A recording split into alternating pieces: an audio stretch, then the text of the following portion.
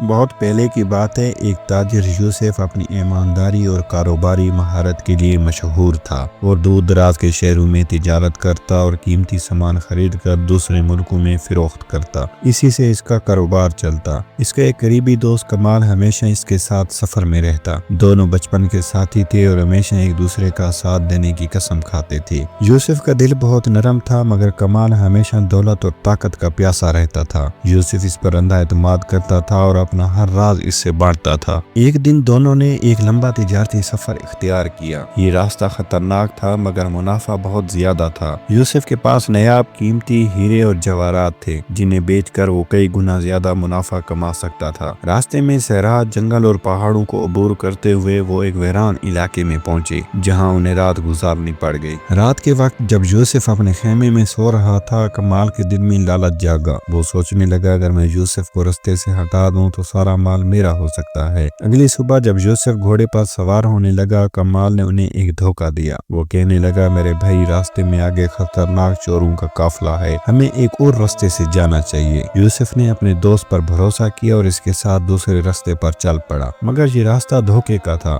یہ ایک سنسان اور ویران راستہ تھا، جہاں پر کسی قافلے کی کوئی آمد نہیں ہوتی تھی، نہ کوئی انسان تھا اور نہ کوئی مدد مل سکتی تھی۔ اچانک کمال نے اپنا خنجر نکالا اور یوسف پر وار کر دیا۔ یوسف زمین پر گر پڑا۔ معاف کرنا میرے دوست، مگر یہ مال اب میرا ہے، کمال نے کہا اور سارا سامان لے کر گھوڑے پر سوار ہو گیا۔ یوسف کو مرنے کے لیے وہیں چھوڑ دیا۔ کمال بہت خوش تھا کہ اب وہ ساری دولت اس کی ہو گئی ہے۔ وہ اطمینان سے اگلے شہر پہنچا اور جواہرات بیچنے لگا، مگر قسمت نے اس کے ساتھ وہی کیا جس کا وہ حقدار تھا۔ جیسے وہ بازار میں سامان فروخت کرنے پہنچا، وہاں کے گارڈز نے اسے گھیر لیا۔ یہ چوری کا سامان ہے، ہم نے کئی قافلوں کو لٹ جانے کی خبریں سنی ہیں، گارڈز نے کہا اور کمال کو پکڑ لیا۔ کمال جتنا بھی صفائی دیتا، کسی نے اس کی ایک نہ سنی، کیونکہ وہ اس بازار میں نیا تھا۔ اس کا لالچ اسے جیل تک لے آیا۔ وہ ساری زندگی جیل میں سڑتا رہا۔ دوسری طرف خدا کا کرنا ایسا ہوا کہ ایک اور قافلہ بھول کر اسی راستے پہ چلا گیا جہاں پر یوسف زخمیوں سے لت پت پڑا تھا۔ قافلے کے نیک دل لوگوں نے یوسف کی مرہم پٹی کی اور اسے اپنے ساتھ لے گئے۔ یوسف کو وہاں پہنچا دیا جہاں اس کا گھر تھا۔ یوسف نے دوبارہ صحتیاب ہو کر اپنا کاروبار شروع کیا اور بہت جلد وہ اپنی زندگی میں واپس آ گیا۔ وہ پہلے سے زیادہ کامیاب ہوا اور لوگوں نے اس کی ایمانداری اور عزت کی تعریف کی۔ کمال اپنی ہوس کے ہاتھوں برباد ہوا،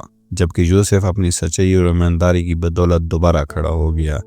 یہ کہانی ہمیں سکھاتی ہے کہ دھوکہ دینے والے آخرکار خود دھوکے کا شکار ہو جاتے ہیں اور سچائی کبھی ہارتی نہیں۔